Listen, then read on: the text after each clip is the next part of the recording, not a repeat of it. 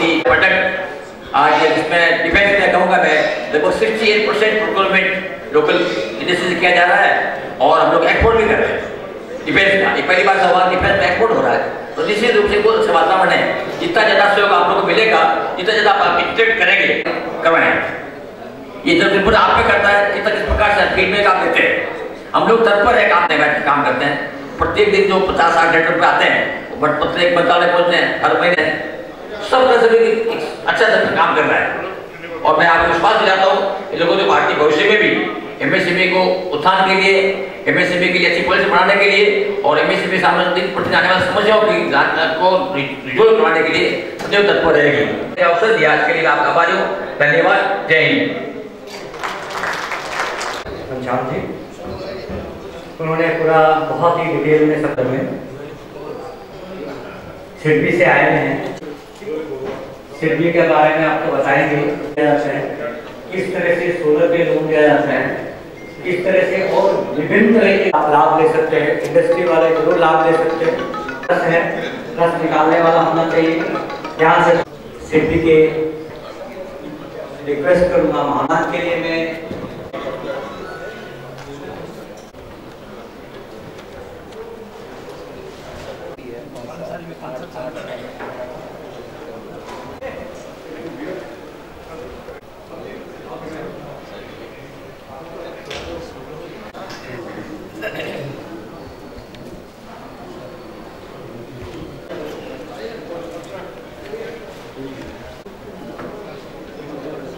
अपना प्रेजेंटेशन चालू करें। थोड़ा सा एक चीज़ है, मैं थोड़ा सा हिंदी इंग्लिश मिक्स करूँगा।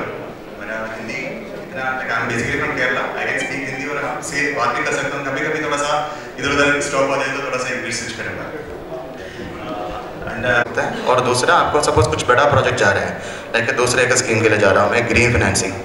ये जो स्कीम मैंने बताया था 4E करके, वो स्कीम पूरा इसके अंदर आता है, ग्रीन फाइनेंस। 4E के अंदर हमारे थोड़ा सा अमाउंट का लिमिटेशन होता है कि आप इतने जो एक स्टिपुलेशन से 5 करोड़ या उसके ऊपर हम जा नहीं सकता।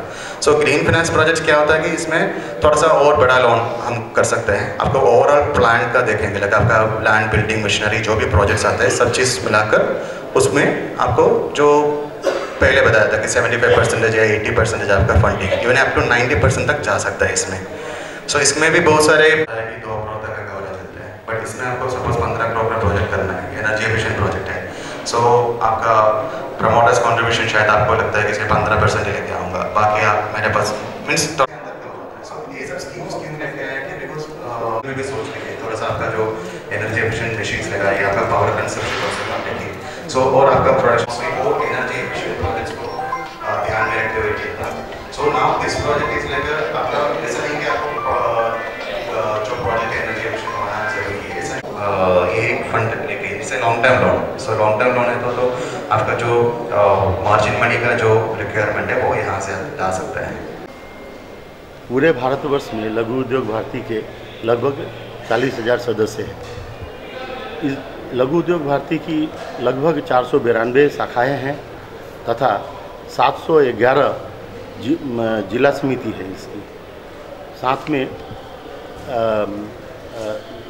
हमारे पूरे भारतवर्ष में लगभग 30 महिला इकाइयाँ भी हैं। लघु उद्योग भारती के सदस्य केंद्र सरकार और राज्य सरकार के विभिन्न पदों पर सदस्य के रूप में मनोनीत किए गए हैं। लघु उद्योग भारती असम प्रांत जो कि गांव-गांव में जाके अकुशल कारीगर को कुशलता देने के लिए प्रशिक्षण देती है। और हम लोगों ने हाल फिलहाल में 2022 में 7th इंटरनेशनल फेयर उद्यम जो कि गुवाहाटी में आयोजित हुआ था, उसको सफल आयोजन किए थे, जिसमें लगभग पूरे भारतवर्ष से 400 स्टॉल उसमें लगाया गया। ये हमारे लघु उद्योग भारती असम प्रांत का प्रथम 2 दिवसीय अधिवेशन है। गत कल जो हमारे सांगठनिक विषयों पर चर्चा किया गया, आज ओपन सेशन है और ओपन सेशन में सभी के लिए खुला गया है। अभी सिडबी के, नेटफी के, पंजाब नेशनल बैंक के अपने लोग अपना प्रेजेंटेशन दे रहे हैं। हम जोरहाट के मूल निवासी अथवा व्यापार जगत, उद्योग जगत से जुड़े जो भी महानुभाव हैं उन्हें हम आमंत्रित किए हैं और उन्हें अपने लघु उद्योग भारती के विषय में जानकारी देंगे। और आज के मुख्य अतिथि के रूप में, क्योंकि डीसी महोदय को कहा गया था लेकिन डीसी महोदय किसी कारण से व्यस्त होने की वजह से अतिरिक्त जिला उपायुक्त श्री ब्रह्म जी हमारे बीच उपस्थित होंगे। आज का कार्य का मुख्य उद्देश्य ये है कि हम जो लघु उद्योग भारती के जो हमारे मेंबर और ये जोरहाट के जो जितने भी और गुवाहाटी से और हमारे असम प्रांत से विभिन्न जगहों से जितने भी लोग आए हैं उनका साथ में मत विनिमय होगा और सभी लोग अपने अपने बात रखेंगे, जिसमें सरकार के विभिन्न विभागों से कई पदाधिकारी वगैरह आए हैं, जैसे कि कल में CGST, GST और rubber board, pollution control board. कहने का मतलब ये है कि जो हमारे उद्योग जगत से जो भी जुड़े जो भी संस्थाएं हैं, जो अधिकारीगण हैं, वो सभी आए हैं और हम एक दूसरे को अपना मंतव्य को आदान प्रदान करेंगे। Vendors and all, and other is licensing. The turnover should be over 12 lakhs. I want to say that whether it is tea business or whatever it is, all should do the licensing work, and also they should follow the guidelines given by the FSSAI, which is mentioned in the FSSAI regulations, which can be found in their website itself. So I hope that everyone who is present here, who is doing food business here, they comply to the rules and regulations that is given by the FSSAI. That is the only request I have to all of you. So with this, I would like to end my speech here. Thank you so much for having me, and I wish everyone a great day ahead. किसान संघ के महामंत्री जी आए हुए हैं यहाँ पे। मैं रिक्वेस्ट करूँगा मनोज जी का, वो आए, और किशनकांत बोरा जी को रिक्वेस्ट करूँगा सामने आए। बहुत जल्द एक बार तालियां बजनी चाहिए। बहुत बहुत धन्यवाद मनोज जी। मनोज जी को बुलाना चाहता हूँ। हमारे एक छोटा सा 1 मिनट के श्रद्धांजलि का कार्यक्रम है। मैं नागरमल जी से रिक्वेस्ट करूँगा और संगठन मंत्री से एक बार आए और एड्रेस करें सभा को। आशीष देवड़ा जी, पूर्वोत्तर के अध्यक्ष श्रीमान मनोज मुंडिया जी, उपस्थित मैन्युफैक्चरिंग का एक बहुत बड़ा अतीत हमारा गौरवशाली अतीत है, लेकिन व्यक्ति, परिवार, समाज, जीवन के भिन्न भिन्न क्षेत्रों में चुनौतियां भी रहती हैं, अवसर भी रहते हैं। चुनौतियों के बीच में से मार्ग निकाल करके अवसर का उपयोग करके आगे बढ़ना, ये जो व्यक्ति, जो परिवार, जो समाज, जो देश जीवन के साथ में ये कर लेता है, उसका भविष्य उज्जवल होता है। और जो चुनौतियों से हार करके, परास्त होकर के मार्ग नहीं निकाल पाता, तो मैं सदियों से हमको सिखाया, आज भी हम बोलते हैं, व्यवहार में कहीं न कहीं, आचरण में कहीं न कहीं एक छोटा मन, वो छोटे मन के कारण से निर्माण क्षेत्र में भी अनेक प्रकार की बाधाएं हमारे सामने उसके कारण से उपस्थित होती है। परस्पर सहयोग के द्वारा हम ऊंचाइयां छू सकते हैं। आज भी बहुत अवसर है हमारे लिए, बहुत क्षमता भी है। एक चुनौती हमारे सामने है, कहीं प्रशासन का जो दृष्टिकोण है, वह दृष्टिकोण जैसा संवेदनशीलता चाहिए। मेरे देश के लोग हैं, मेरा देश कहीं न कहीं आगे बढ़े, मेरा देश निर्माण क्षेत्र में ऊंचाइयां छुए। संविधान के आधार पर हमारी रचना, जिस लोकतंत्र के आधार पर हमारी रचना व्यवस्था सारी चल रही है आजादी के बाद से, उसमें बहुत बड़ा योगदान है प्रशासन का, लेकिन जिस प्रकार की संवेदनशीलता चाहिए हम सब अनुभव करते हैं, उस प्रकार की संवेदनशीलता नहीं है। मेरे उद्यमी भाई, उनको किस प्रकार से मैं निर्माण क्षेत्र में वो आगे बढ़े, इसके लिए सहयोग कर सकता हूं व्यवस्था में। ऐसा जो मन चाहिए, शुद्ध मन, इस प्रकार का मन नहीं है, चुनौती है। थोड़ा सा हटा है, बाकी सामाजिक तामझाम है वो ज्यादा महत्वपूर्ण हो गए, और इसके लिए वित्त की उपलब्धता जितनी चाहिए, उसमें फ्लो चाहिए, कैश फ्लो, वो कहीं ना कहीं उसमें अभाव लगता है। लेकिन इन चुनौतियों के बीच में से भी कहीं ना कहीं जब हम अवसर को तलाश करते हैं, हमारे कैसे अवसर है, तो एक हमारा गौरवशाली अतीत है। निर्माण की जिन ऊंचाइयों को हमने छुआ, दुनिया का कोई भी देश आज इसके बारे में सोच भी नहीं सकता। सदियों तक पूरी दुनिया भर में निर्माण क्षेत्र में एक तरह से अपनी पताका फहराने वाला हमारा देश रहा। इतिहास में तो हमको पढ़ाया नहीं जाता। 113 लोगों की टीम उनको दी, एक चार्टर प्लेन दिया।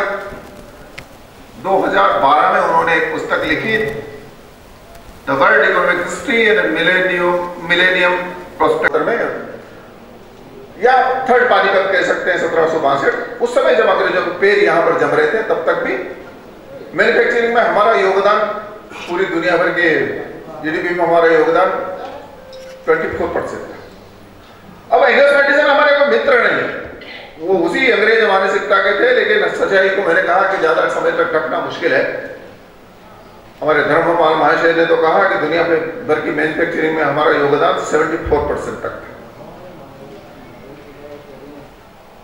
अब ये कैसे हुआ ऐसा?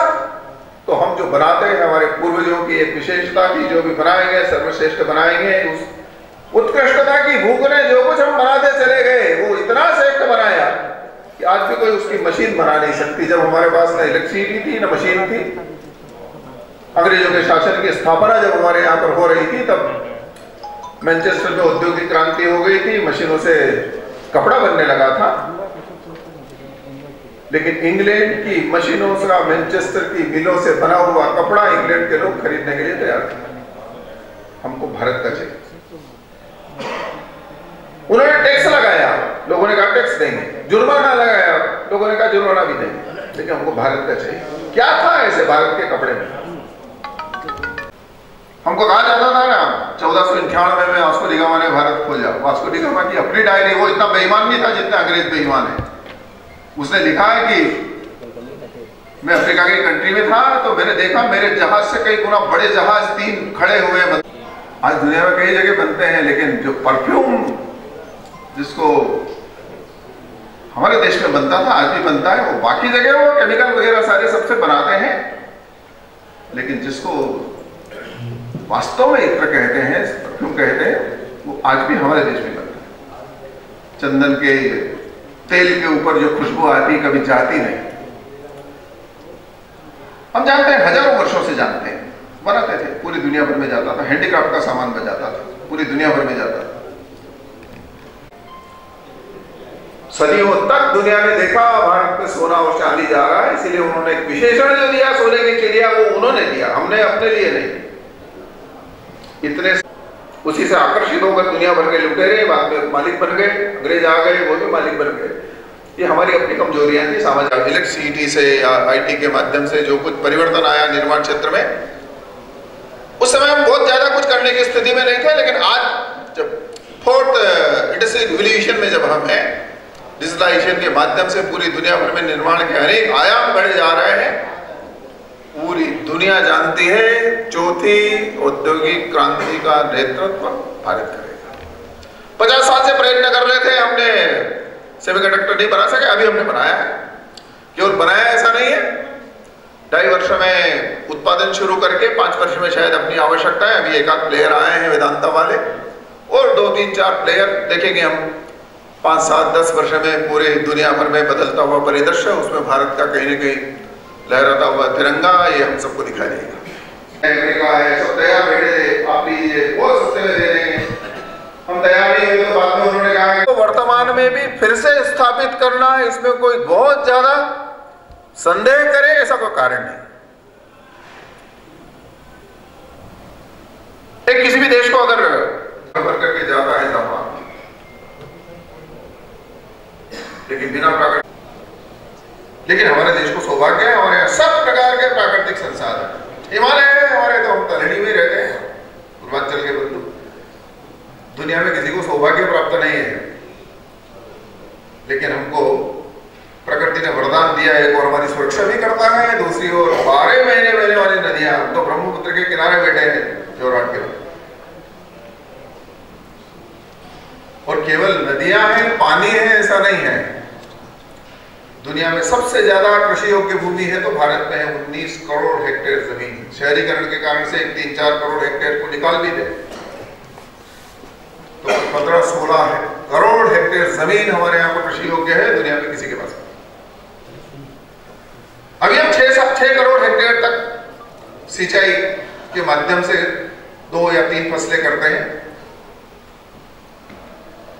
एक बीच में आपने सुना होगा 2004 में नेशनल रिवर ग्रिड का प्लान चला था वाजपेयी जी के समय में। पूर्व में अधिक वर्षा होती है, बाढ़ आती है, पश्चिम सूखा रहता है।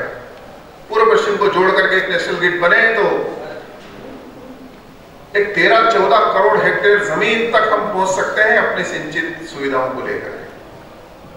और आपको ध्यान में होगा 6 महीने पहले हमारे प्रधानमंत्री जी ने कहा था WHO को, अगर हमको अवसर दिया जाए तो भारत पूरी दुनिया को अन्न उपलब्ध करवा सकता है। हमारे देश की क्षमता है। सब प्रकार का मौसम है। उत्तर में एकदम 12 महीने जहां पर बर्फ रहता है ऐसा क्षेत्र भी है, दक्षिण में जहां बर्फ देखा नहीं ऐसा भी है। एकदम गोरे भी है, एकदम गेहूं भी है, कई काले भी है, एकदम 6 फीट के भी हैं, 4.5-5 फीट भी है। प्रकृति ने इतनी विविधता दी है, दुनिया में शायद ही किसी एक देश में इतनी। पूरी दुनिया भर के बाजार में कहा हमारे लिए जगह, हमारे उत्पाद के लिए जगह अकेले नहीं कर सकते, लेकिन 20-25 प्रमुख लोग बैठ करके करेंगे तो हो जाएगा। तो ये जो आज के परिवेश में चुनौतियां हैं, इन सारी चुनौतियों को अकेले नहीं, पड़ोसी है उसको बहुत बड़ा ऑर्डर मिल गया तो मन में दुख क्यों होना चाहिए? पड़ोसी है उसके 4 साल में एक की जगह 4 प्लांट हो गए, मन में खुशी होनी चाहिए या दुख होना चाहिए?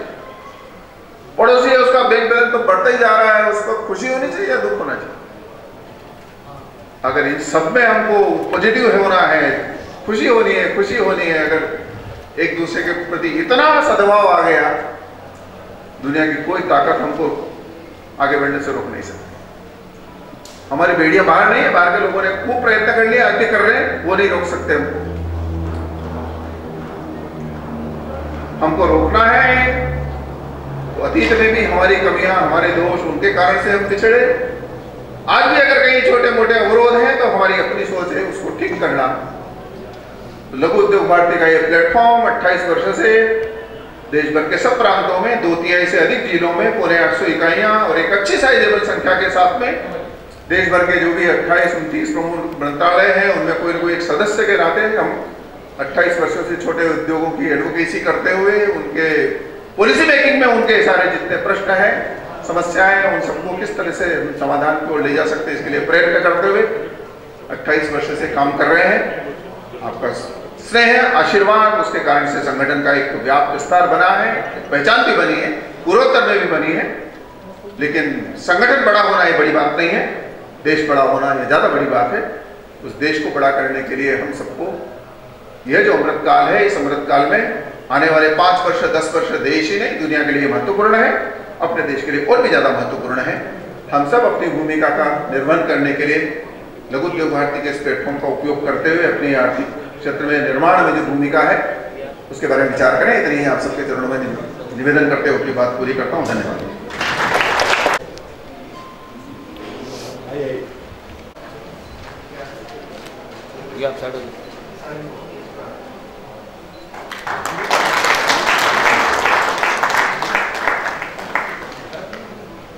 धन्यवाद, थैंक यू। आज वैसे तो मणिराम जी दीवान का जन्म 17 अप्रैल 1806 को हुआ और वो असम के अंदर में असमिया समाज से पहले टी बागान के संस्थापक थे। चाय बागान की शुरुआत मणिराम जी दीवान ने की थी। तो मैं आग्रह करूंगा डाइस पर बैठे सभी पदाधिकारी मेरे से कि आप उनको श्रद्धा सुमन अर्पित करें। दूसरा हुई माई की माते तारों आई तोरे होई माई मारू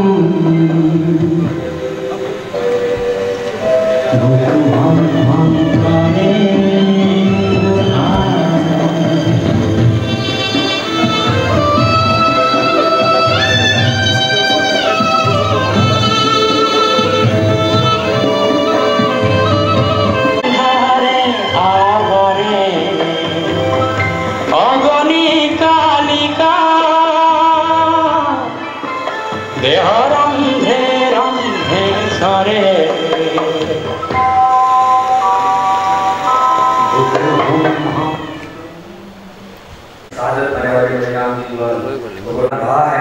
कहते हैं ना पुष्प मुझे तोड़ देना अमर वाली उस पर फेंक देना फेंक और मातृभूमि की रक्षा के लिए तुरे मोरे आलो कोरे जाता ओ भ्योर तो आमी पालू जीवन और तो अभिनव स्वागत हो तीर्थो। ऐसे वीरों का गांव के अंदर में शहरों में सम्मान होता था। हम इनको कोटि कोटि नमन करते हैं और मैं आगे के लिए आग्रह करूँगा पवन जी से कि इसका संचालन करें। धन्यवाद। एक्चुअली অসমৰ কাৰণে আজি যথেষ্ট ইতিহাস আমাৰ গৌৰৱ ইংৰাজী আহি শেষ কৰি দিছিলে। আমাক যোৱা 1000 বছৰ বিভিন্ন ধৰণে শোষণ কৰিছে সঁচা, কিন্তু ৰাজনৈতিক আমাক সবে শেষ কৰি দিছিলে, কালচালি শেষ কৰিছে ইংৰাজে। তাৰ আগত শেষ কৰিব পৰা নাছিলে। যি নহওক কিয় সেই বহলে খুব কম যথেষ্ট সময় কম। আজি এটা যিটো দিনত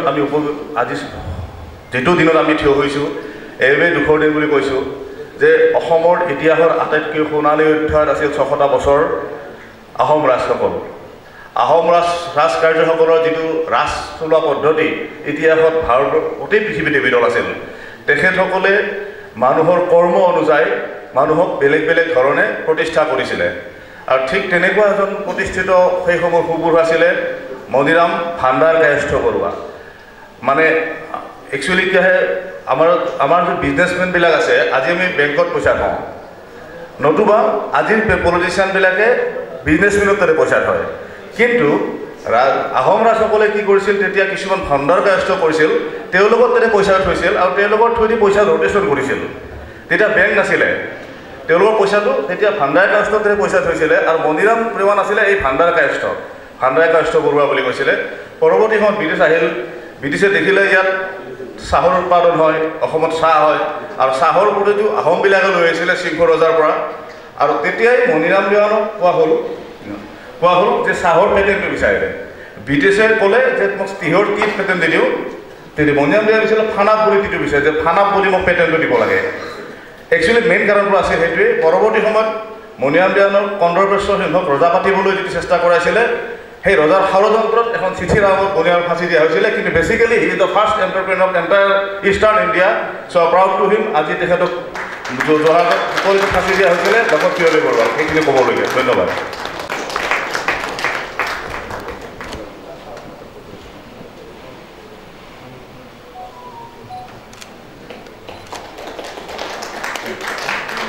अपर असम चैम्बर अच्छा प्राकृतिक बन रहा है क्या? फाइनल हो गया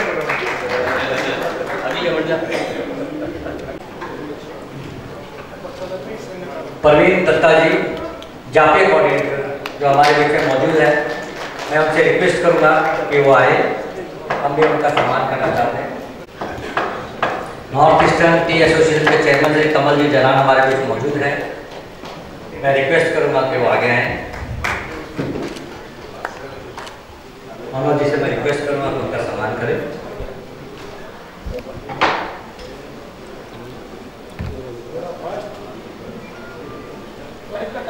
हाँ, हमारे बीच एक बहुत बड़े उद्योगपति आए हुए हैं संजय भगवान जी। मैं उनसे रिक्वेस्ट करूंगा कि वो आगे आए और रिक्वेस्ट करूंगा कि उनका भी सम्मान।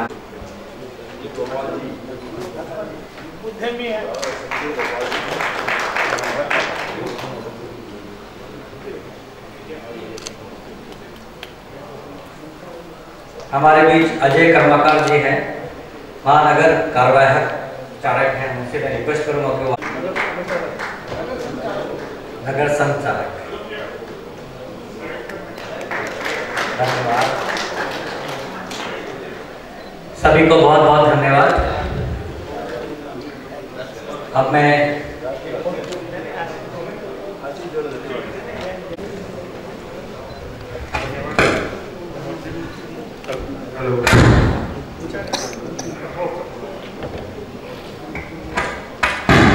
आशीष जैन, कर्नल जोराट इकाई। मैं आप सभी का हृदय से धन्यवाद देना चाहता हूँ कि आप सभी ने अपना बहुमूल्य समय देकर हमारे इस कार्यक्रम का सौभाग्य बनाया। मैं धन्यवाद देना चाहता हूँ माननीय प्रकाश चंद जी, माननीय घनश्याम जी ओझा, ओम प्रकाश जी मित्तल, आशीष जी देवरा, मनोज जी धूलिया, हमारे राष्ट्र प्रांत से पधारे समस्त पदाधिकारी का धन्यवाद एवं आभार प्रकट करता हूँ।